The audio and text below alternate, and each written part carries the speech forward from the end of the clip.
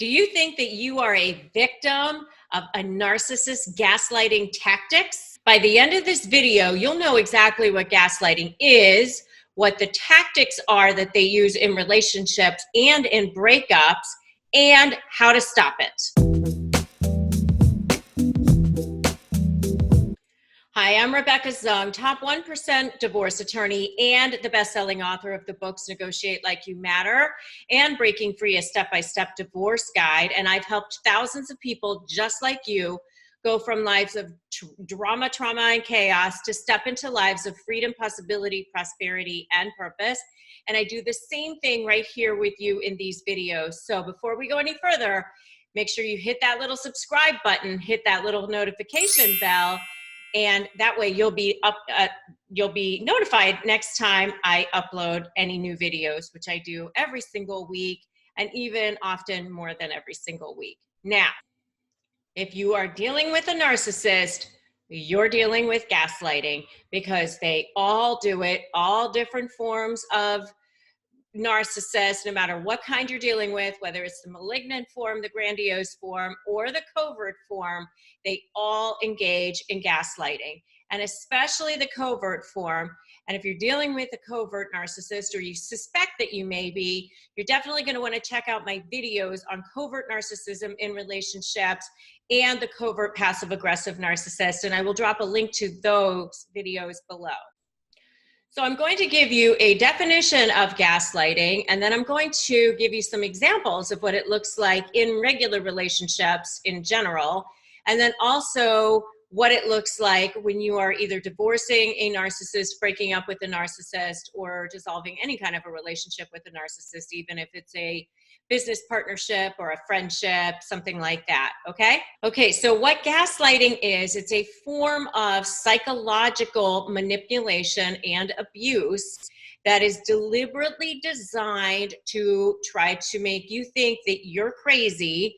And more importantly, from the narcissist or sociopath's perspective, it is designed for them to self-preserve and maintain control over you or whoever their victim is. The term gaslighting actually came from a play and then a movie from the 1940s where the husband, and it was actually called Gaslight, I believe, and the husband was intentionally trying to make the wife think that she was crazy.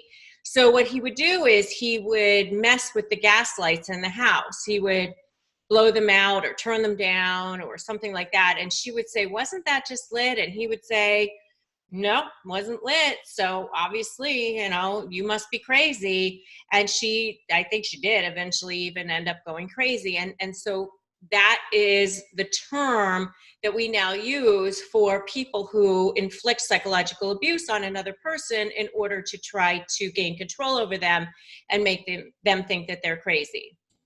And as I said, it's especially a favorite tactic of covert narcissists because it's a really under the radar type of abuse. It's not overt abuse. It's not physical abuse. It's not outwardly calling someone a horrible name. It's not calling them stupid. It's much more subtle. It's much more lethal in a lot of ways, much more toxic, very, very stealth and insidious. And because it's so stealth, because it's so toxic, because it's so insidious, it can actually cause the victim to start feeling anxiety, depression. You do start feeling like you're going insane. It invokes feelings of self-esteem problems, worthlessness. It's a really, you really feel traumatized. It literally sucks the life out of you. I mean, you've heard narcissists be referred to as energy vampires. They literally drain the life out of you. And, it can cause forms of PTSD. It is a trauma, and it can be very difficult to get over if you've been subjected to it for years at a time. So one form of gaslighting is lying. And how it will look is they'll lie. If you ask them if they did something, they'll lie and say that they did it. And then when you catch them saying that they didn't, or finding out that they didn't do what they said they were going to do, then they manipulate it in some way so that you confuse the conversation, or so that it didn't happen the way you thought it was, or something like that. So they just out and out lie about it, and then when you catch them in the lie, they go to manipulate the truth about it. So how that might look in a divorce is that they said that they were going to deposit money in a certain bank account. So you go and you keep checking the bank account because they said they took care of it, and you will keep not seeing the money in the bank account. And so days go by and you say, you know, you said that you put the money in the bank account, it's not there. Well, then they come back and they'll say, oh, I never said that I was going to put the money in the bank account. What I said was that I was going to pay the bills. And you say, no, I have this email that says, I asked you if you put the money in the bank account and you said you took care of it. And then they say, well, what I meant was that I would take care of the bills, that I'll just pay them directly. And so you misunderstood what I was going to say. And then, of course, they don't even pay the bills directly. So, you know, it's this game that goes on with you where you're just, you know, on constant pins and needles, wondering what's going on. And it's their way of maintaining control over you, and also making you think that you're crazy. So another form of this charming thing is manipulation. And so how this looks is that you think that you had a conversation about something, and how it, you know, how maybe it's about scheduling, or maybe you decided that you weren't going to do something on a particular weekend, or maybe you decided that you were going to do something together, and suddenly that's changed, and they've manipulated how that was going to look as well. So how that might look in a divorce or a breakup situation is that they'll come to you and they'll say, here are 3 choices for how we can settle and resolve our differences and our issues. And you say, okay, I pick number 2. And then they come back and you think, finally, I'm just going to give them what they want. I can live with number 2. And you go through all of the machinations of figuring out if this is the right one. And okay, I guess I can live with that. And all right, I'll pick number 2. Thinking this is finally going to be over. And then you go back and you pick number 2.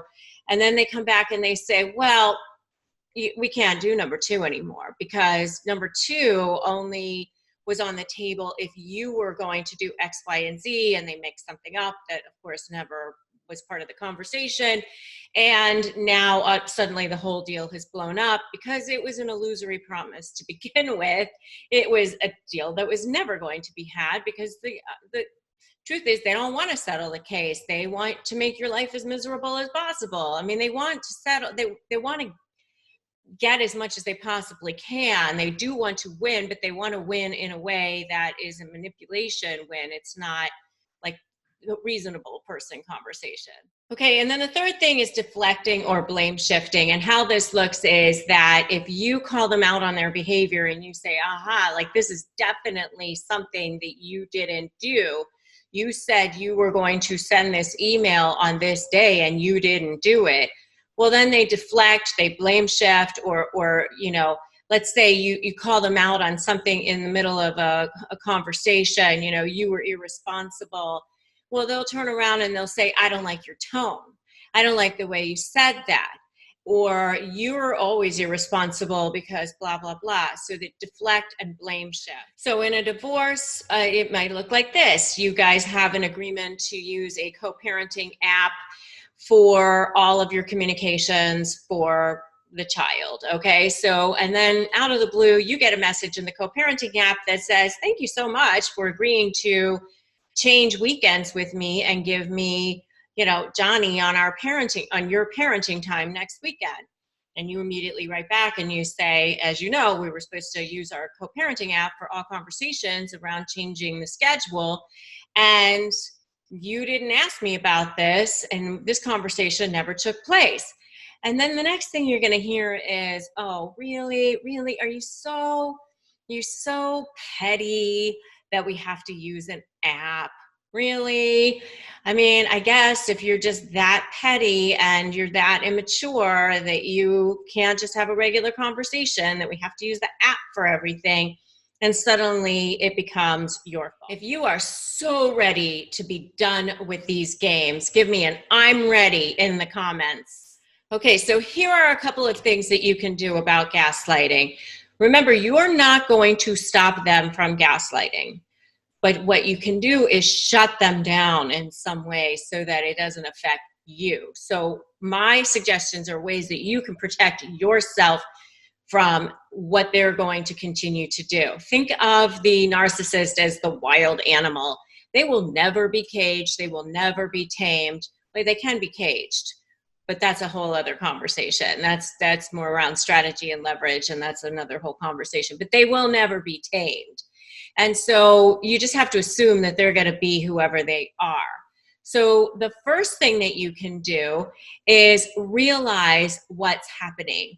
You know, once you start to take a step back and you can start observing them as if they are a 2-year-old having a tantrum on the floor and say, oh, well, there they go again, being their narky selves, you know, that's the first step in not bringing this into yourself and starting to get over those feelings of anxiety and all of that, when you can really start seeing them for who they are. So that's number one, is just realize what's happening and take a step back. Okay, so number two is not to take anything personally that they do. So number one, you just start taking a step back and you're just observing them. Number two is realizing that they are just all about self-preservation. When you realize that everything a narcissist does is just really about them and has nothing to do with you, because they can't see past themselves, that nothing is about you. So you can't ever take anything they do personally. It's always about themselves. They don't have the ability to have any empathy. They lack total empathy for anyone except themselves. So remember, they have no internal sense of value. They're trying to grab everything they can from the external. So this whole thing of gaslighting you is self-preservation and trying to control you and control their environment. So number two is don't take it personally. Okay, and number three is to connect with other people who have been targets or victims, survivors and thrivers of narcissistic abuse, because these are your people. These are the people who understand where you've been and where you're going and what you need to do to heal yourself. I have a private Facebook group. It's totally free. It's called Narcissist Negotiators with Rebecca Zung, and I will drop a link to that below. If you want to connect with other people who are dealing with the same things that you are, go ahead and ask to join that Facebook group, and there you'll be able to connect with other people who can support you online. Number four is to create hard and fast boundaries. Just decide, like, this is how much communication I'm going to have with this person, or this is what the communication is going to look like. And just, you know, when you recognize the signs of what they're doing and that they're lying, just don't allow them to get away with it. Don't allow that to continue to happen. You know, you've noticed it, you've decided not to take it personally. So now you're just going to just keep it over here away from you. Number five is seek professional assistance. If you can't afford a therapist or you don't have insurance, maybe there's a clergy member or somebody that you can talk to, or some kind of support group, you know, in your community. If you want to talk to somebody who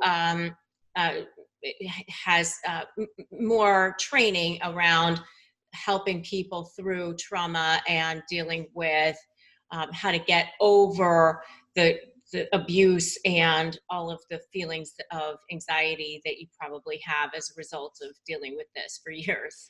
And finally, the last one, number six, is if you can, I always advocate to start planning your exit from the relationship. If you can.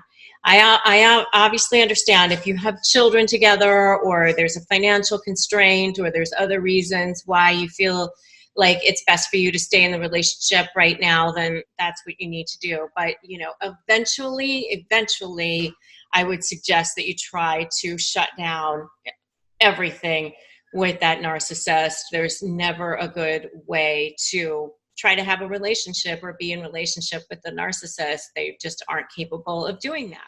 And if you're getting ready to negotiate with a narcissist, make sure to grab my free Crush My Negotiation Prep worksheet. It is chock full of super valuable information, and I will drop a link to that below. And if you like this video, make sure you give me a like, give it a share, drop a comment, let me know that you were here. And if you haven't already subscribed to my channel, make sure you do that now. Subscribe, hit the little bell so that you can be notified when I upload my new videos every single week. I'm Rebecca Zung, top 1% divorce attorney, and I'm so glad that you stopped by here to check out this video. I look forward to seeing you in the next one. And remember that today is a great day to start negotiating your best life.